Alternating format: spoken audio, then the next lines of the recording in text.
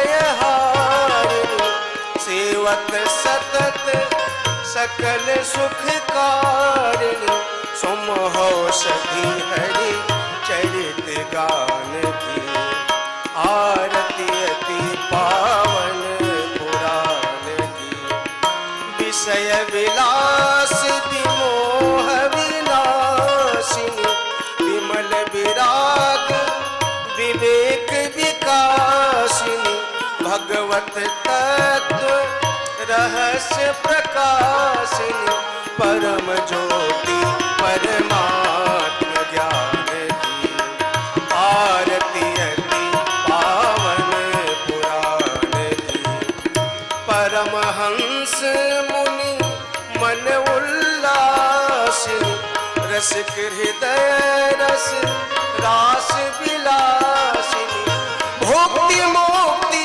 रति प्रेम सुदासिनी भोक्ति मोक्ति रति प्रेम सुदासिनी कथाय किंचन प्रिय सुजान की आरती अति पावन पुराण की धर्म भक्ति ज्ञान ज्ञान की आरती अति पावन पुराण की आरती अति पावन पुराण की आरती अति पावन पुराण की।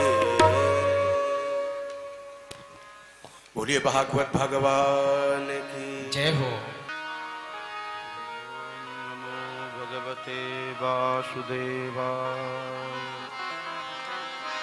ओम नमो भगवते वासुदेवाय। ओम नमो भगवते वासुदेवाय।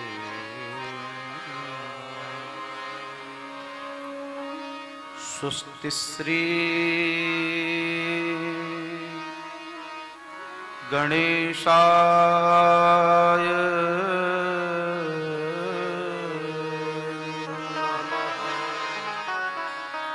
श्री सरस्वती नमः। श्री गुरुभ्यो नमः। नमः परमहंसास्वादित चरण कमल चिन्मकरन्दाय भक्त जनमानस निवासाय श्रीमते रामचन्द्राय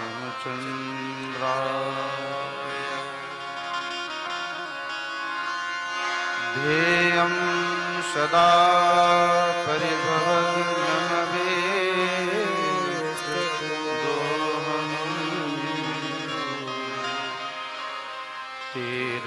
तीर्थास्पदं शिवविरञ्जनुतं शरणं भृत्यार्तिहं प्रणतपावनं भवाधिपूतं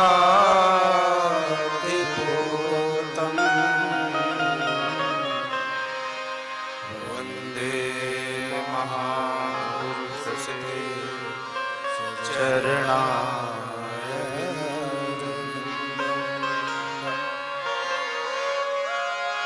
नारायणं नमस्कृत्यं नरं चैव नरोत्तमं देवीं सरस्वतीं व्यासं ततो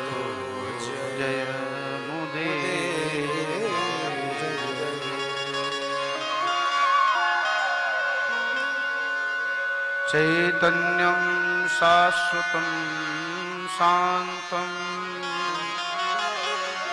व्योमातीतं निरञ्जनं नादबिन्दुकलातीतं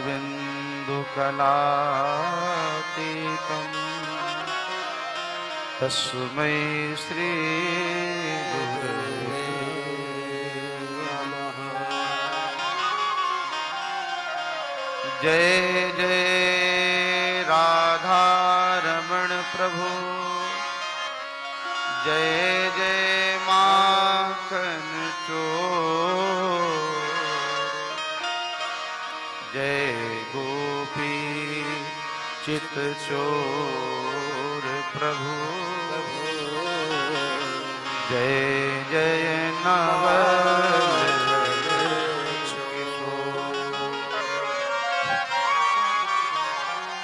आइए आप और हम सभी लोग मिलके बड़े प्रेम और श्रद्धा के साथ ठाकुर जी का दिव्य नाम गाएं।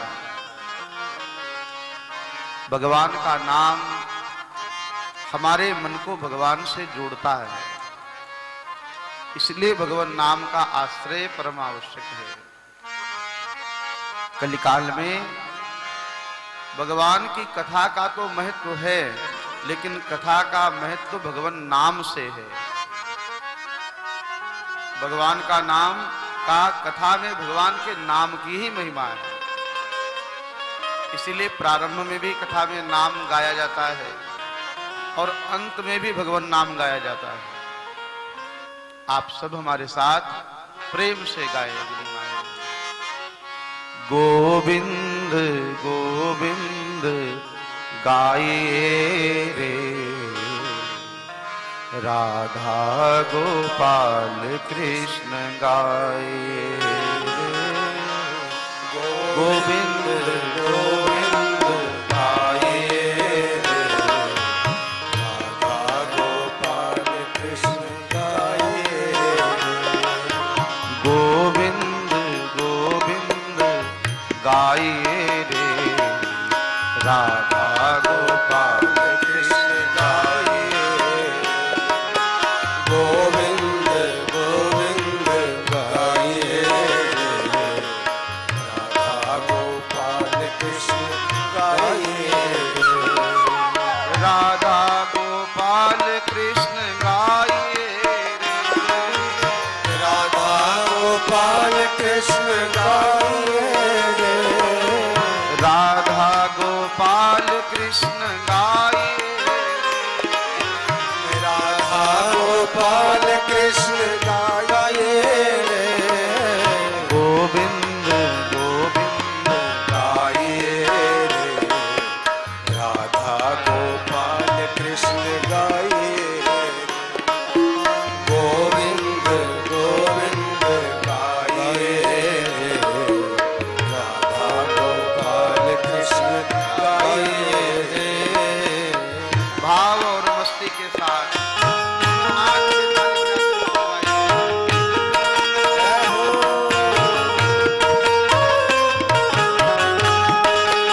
हरि बोल।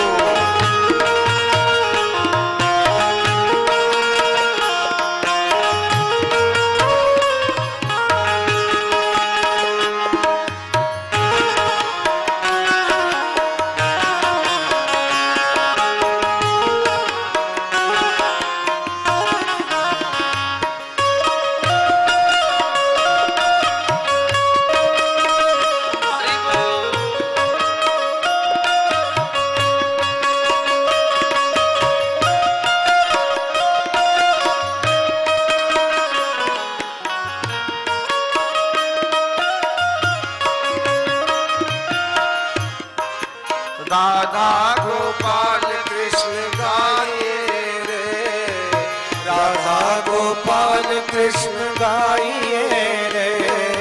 मीरा के श्याम को रिझाइए, मीरा के श्याम को रिझाइए रे।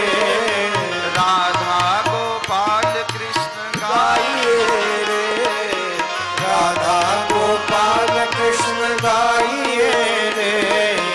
मीरा के श्याम को रिझाइए रे, मीरा के श्याम को रिझाइए रे। गोविंद गोविंद जय हो। राधा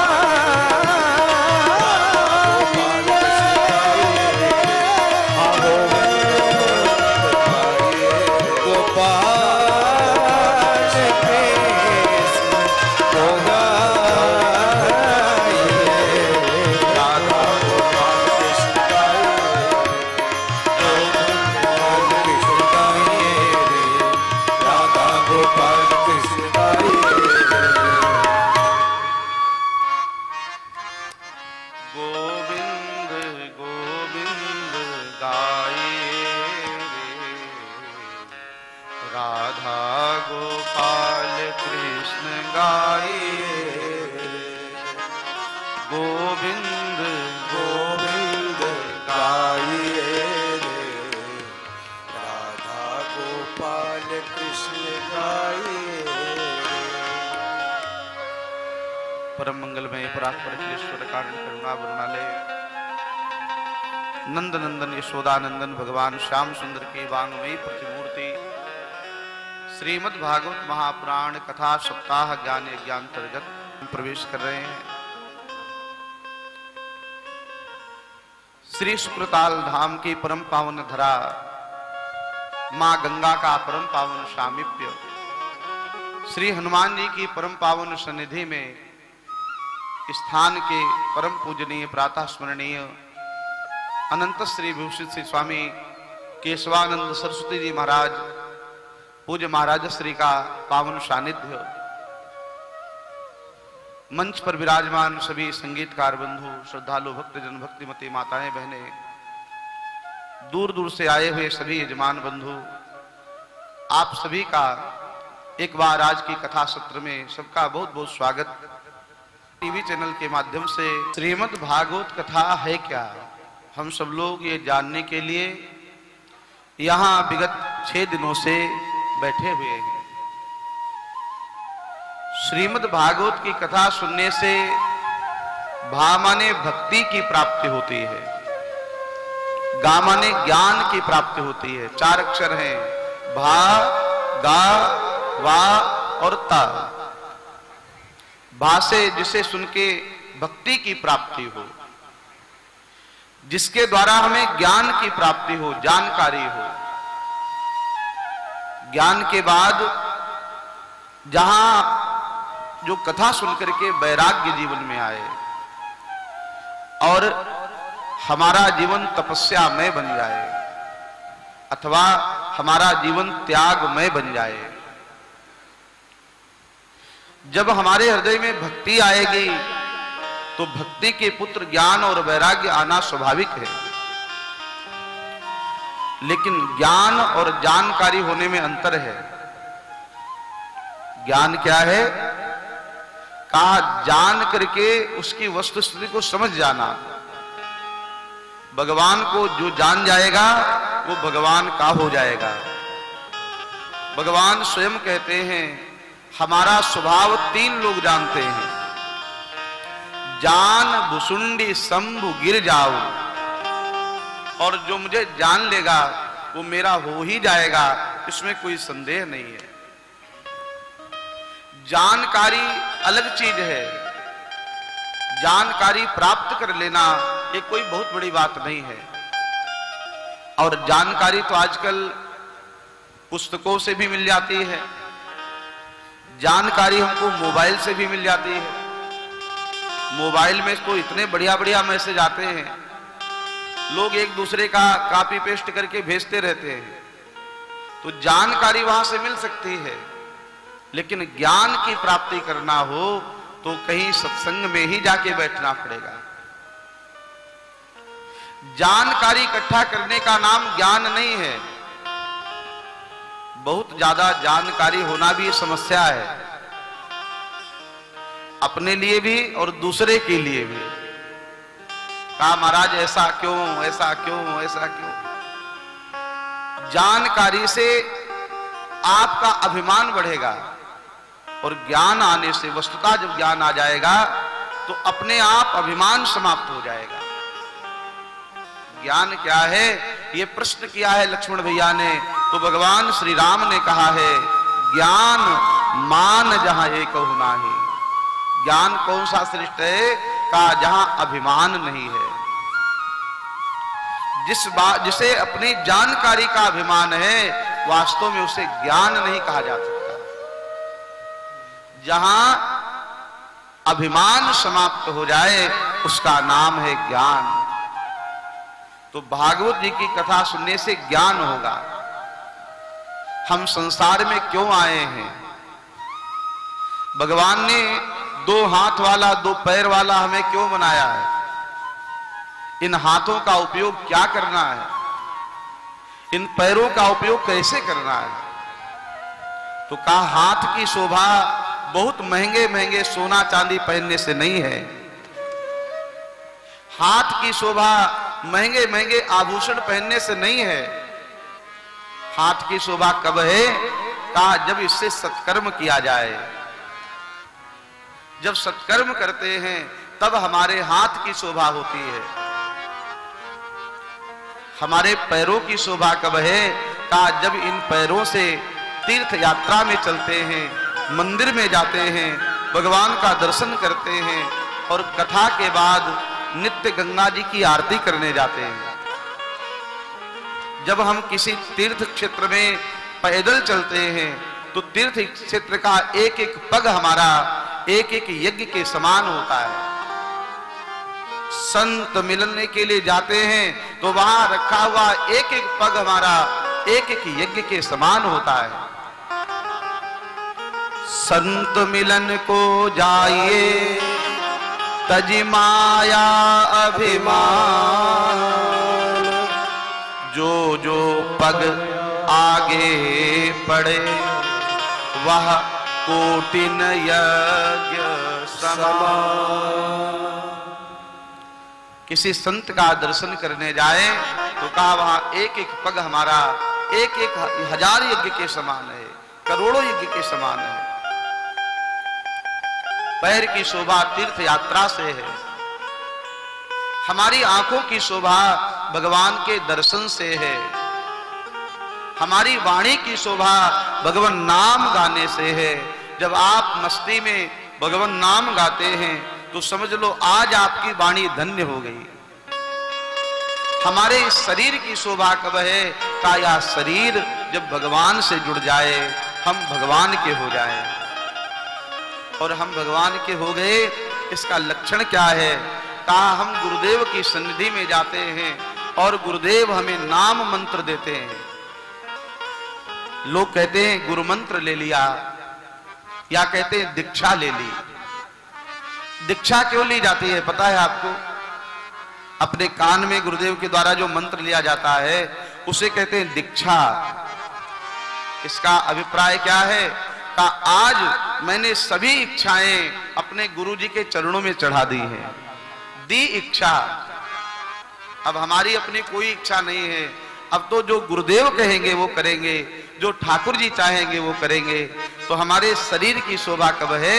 जब भगवान से जुड़ जाए, भगवान नाम का आश्रय ले। देखो आप भक्त बन गए, इसकी पहचान क्या है? कहा जैसे एक कन्या का विवाह होने के बाद उसके शरीर पर विवाहिता होने के लक्षण दिखाई पड़ने लग जाते हैं। किस कन्या का विवाह हुआ है या नहीं हुआ है ये आप कैसे जानेंगे?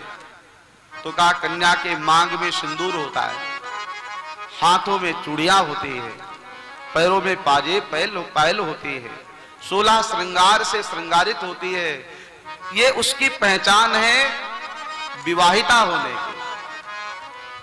आजकल तो फैशन चल रहा है, आजकल तो लोग छुपाना चाहते कि लोग जान न पाए मेरा विवाह हुआ है कि नहीं हुआ है। ये परंपरा नहीं है। सनातन संस्कृति क्या है? हमारी माताएं मांग में सिंदूर भरती हैं, इसका अभिप्राय है जैसे हमारी मांग लंबी है ऐसे ही हमारे पति की आयु लंबी हो। ये मांग भरना कोई साधारण बात नहीं है, ये पहचान है आप किसी की पत्नी है। वैसे ही जब कोई भगवान का भक्त बनता है, गुरु मंत्र लेता है तो माथे पर तिलक धारण करता है। जिसने गुरु मंत्र लिया है उसे नित्य नियम के साथ तिलक लगाना ही चाहिए।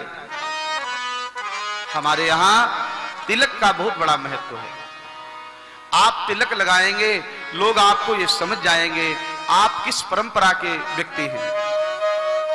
रामानुजी परंपरा के हैं, श्री रामानंदी परंपरा के हैं, शैव परंपरा के हैं, शाक्त परंपरा के हैं, किस संप्रदाय से आप हैं ये परिचय आपका तिलक बता देगा।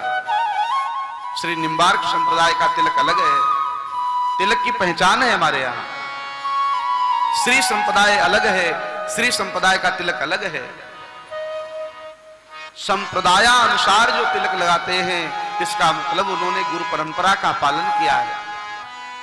गुरु मंत्र देते हैं तो उसमें नियम बताते हैं कि आपको नित्य तिलक लगाना है, गले में तुलसी की माला कंठी धारण करनी है, हाथ में जपमाली रखनी है, मंत्र जाप करना है।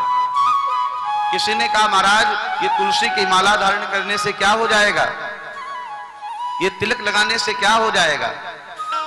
मैंने कहा देखो, ये जब आप तिलक लगा लेंगे तो इसका मतलब है आप किसी के पालतू हो गए। दो प्रकार के लोग होते हैं, एक पालतू वाले, दूसरे फालतू वाले। आपकी गली में कोई कुत्ता रहता है और वह कुत्ता फालतू है, किसी का नहीं है, क्योंकि उसके शरीर पर कोई चिन्ह नहीं है। और दूसरा कुत्ता पालतू है, उसके गले में किसी का पट्टा पड़ा हुआ है। अगर वो पालतू कुत्ते से कोई अपराध भी हो जाए तो भी सामने मारने वाला डरता है कि भैया ये फालतू नहीं है, ये किसी व्यक्ति का है।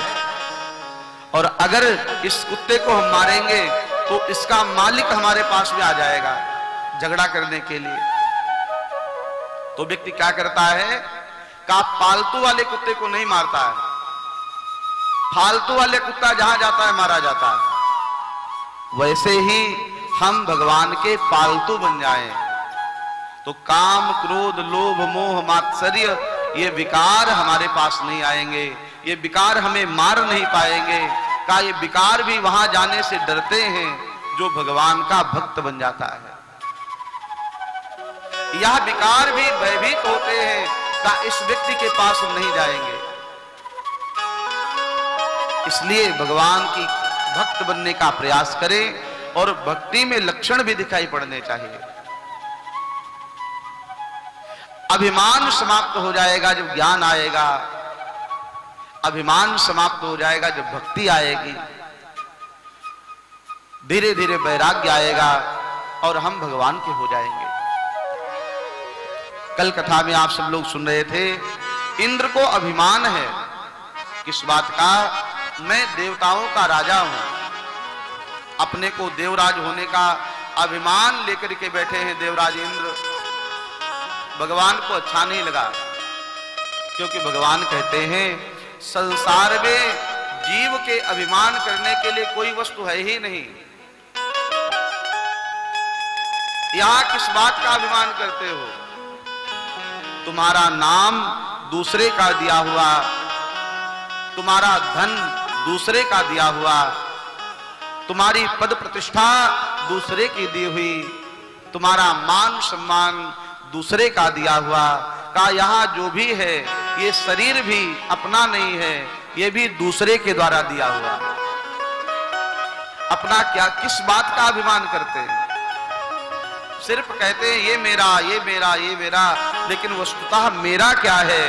कभी विचार करें, क्या हमारा है?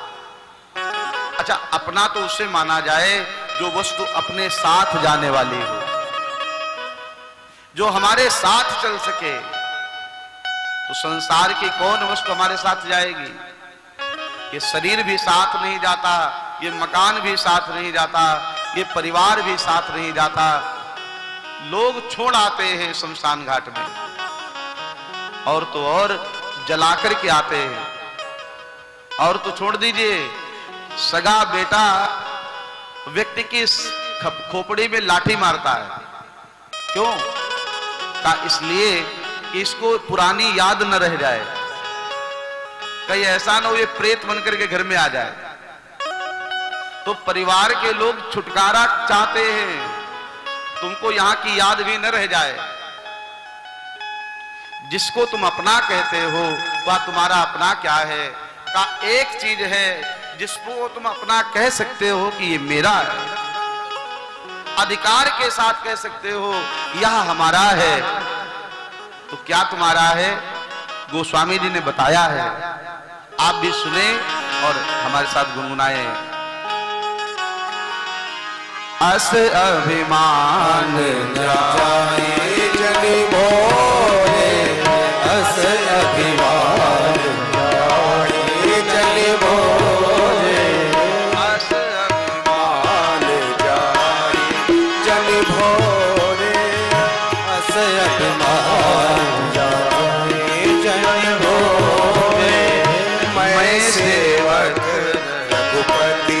रघुपति मोरे, मैं सेवक रघुपति पति मोरे, मैं सेवक रघुपति पति मोरे, मैं सेवक रघुपति पति मोरे। क्या अभिमान करने लायक है? मैं भगवान का हूं। जीव और परमात्मा का अनादिकाल से संबंध है। जीवात्मा और परमात्मा ये दोनों सखा हैं, मित्र हैं। इस संसार में ये जीव भ्रमण करने के लिए आया। इस जीवात्मा को ये संसार बहुत अच्छा लग गया, इसने भगवान का ही साथ छोड़ दिया और संसार को अपना मानने लगा। भगवान कहते हैं, भैया यहाँ संसार में तुम्हारा अपना कोई नहीं है, मैं ही तुम्हारा अपना हूं।